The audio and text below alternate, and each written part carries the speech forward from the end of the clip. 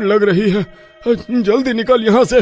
फिर वो दोनों दुम दबाकर वहाँ से भाग जाते हैं। फिर अगले दिन पूरे गांव के नल में पानी की जगह खून आने लगता है। सब नल से खून आता देखकर हैरान रह जाते हैं। अरे मीना बहन, क्या तुमने नल खोलकर देखा? हाँ बहन, कल रात से नल से खून आ रहा है, पता नहीं क्या हुआ है। फिर सब गांव में डर का माहौल बन जाता है। भाई, लगता है गांव पर किसी भूत प्रेत का साया पड़ गया है, तभी ये सब हो रहा है। अरे भाई, मैं कल रामू के साथ आ रहा था, तब मैंने देखा था पानी की बड़ी टंकी से खून टपक रहा था। इसका मतलब पानी की टंकी में ही कुछ गड़बड़ है, तभी गांव के सभी नालों में खून आ रहा है। अरे पानी की टंकी के पास जाकर देखते हैं, आखिर माजरा क्या है। फिर वो सब लोग मिलकर पानी की टंकी के पास पहुंच जाते हैं। कालू भाई, तुम सीढ़ी चढ़कर ऊपर टंकी पर जाओ और देख कर आओ कि माजरा क्या है। अरे नहीं नहीं, मैं ऊपर नहीं जाने वाला, अगर कोई भूत प्रेत का चक्कर हुआ तो। अरे यार, तू भी ना डरपोक कहीं का, तू यहीं रुक, मैं अभी देख कर आता हूँ। फिर गांव वाला सीढ़ियों से ऊपर चढ़ता है और पानी की टंकी में झांक कर देखता है तो हक्का बक्का रह जाता है। अरे नहीं नहीं, अरे मर गया रे। फिर उस गांव वाले की चीख के साथ एकदम से शांति हो जाती है। वो गांव वाला किसी को दिखाई नहीं दे रहा था। किसी को समझ नहीं आता कि उसके साथ क्या हुआ था। सब गांव वाले एक दूसरे को देखने लगते हैं। अरे ये क्या हुआ भाई, ये ऊपर तो गया लेकिन वापस क्यों नहीं आया? फिर सब गांव वाले उसे बहुत आवाज लगाते हैं लेकिन आगे से कोई जवाब नहीं आता। अरे हरिया, तुम ऊपर जाकर देखो, कहीं उसका पैर तो नहीं फिसल गया, क्या पता बेहोश हो गया हो। फिर हरिया भी ऊपर जाता है और वह भी लौटकर वापस नहीं आता है। फिर गांव वाले बहुत देर उसका इंतजार करते रहते हैं। अरे हरिया भाई, सब ठीक तो है? क्या तुम हमें सुन सकते हो? हरिया भाई, आवाज दो, हरिया हरिया। गांव वाले उसे बहुत आवाज लगाते हैं लेकिन कोई जवाब नहीं आता। आखिर ये चक्कर क्या है? जो भी ऊपर जाता है वो वापस लौटकर क्यों नहीं आ रहा है? अरे भाई, मुझे तो डर लगता है, जरूर कोई भूत प्रेत का चक्कर है। रामू, तुम ऊपर जाकर देखो कि माजरा क्या है। अरे नहीं नहीं, मैं ऊपर नहीं जाने वाला, अभी तो मेरी शादी भी नहीं हुई और आप मुझे मरने के लिए भेज रहे हैं। अरे नहीं नहीं, आप किसी और को बोलो। अरे डरपोक कहीं का, क्या गांव में कोई मर्द है जो हिम्मत दिखाकर ऊपर टंकी में देखकर आए कि आखिर लोग वापस क्यों नहीं आ रहे हैं? सब गांव वाले एक दूसरे को देखने लगते हैं लेकिन कोई भी टंकी पर चढ़ने को तैयार नहीं होता। अरे सरपंच जी, हमने 2 जवान गांव वालों को खो दिया है। मुझे लगता है अब हमें किसी और जवान आदमी को ऊपर नहीं भेजना चाहिए। अब हमें किसी ऐसे आदमी को भेजना चाहिए जो अपनी जिंदगी जी चुका हो। हाँ, तुम ठीक कहते हो कालू। फिर गांव वालों की नजर रहीम चाचा पर पड़ती है। रहीम चाचा हक्के बक्के रह जाते हैं। अरे कमबख्तो, मेरे तरफ क्या देख रहे हो? मैं कहीं नहीं जाने वाला।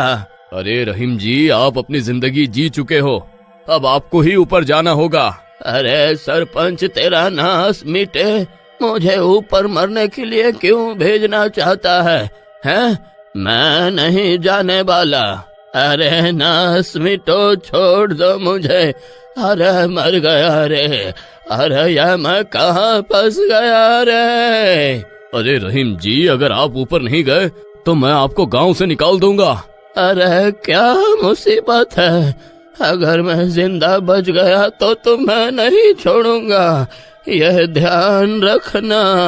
अरे रहीम चाचा, आप घबराओ नहीं, हमने आपकी कमर में रस्सी बांध दी है, अगर कोई गड़बड़ हुई तो हम आपको नीचे खींच लेंगे।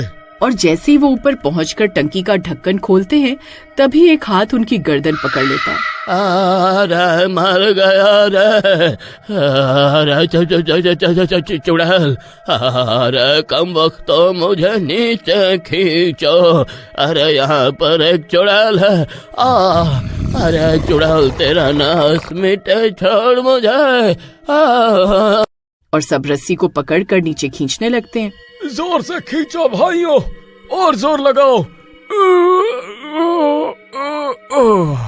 फिर जोर से खींचने पर चुड़ैल रहीम चाचा को छोड़ देती है और वापस टंकी के अंदर घुस जाती है।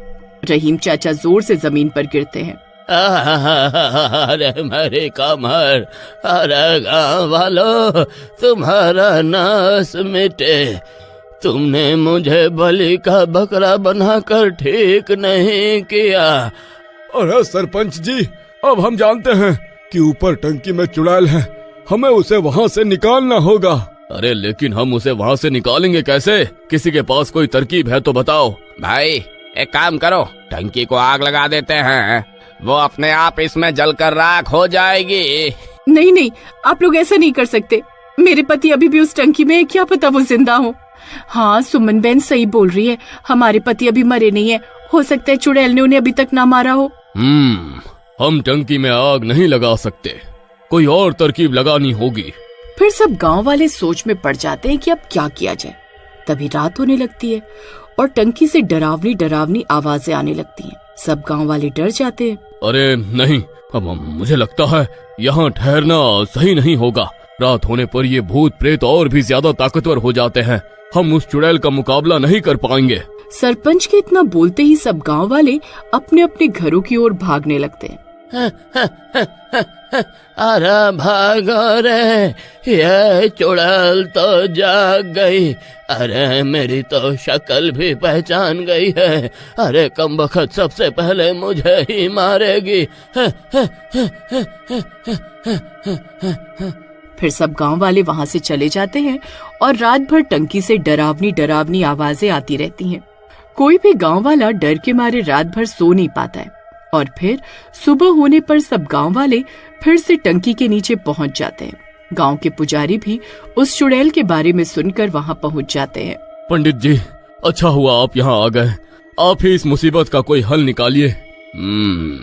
एक रास्ता है, मेरे पास गंगा जल है। अगर कोई आदमी ऊपर जाकर टंकी में गंगा जल की एक बूंद भी पानी में डाल दे तो वो चुड़ैल सहन नहीं कर पाएगी।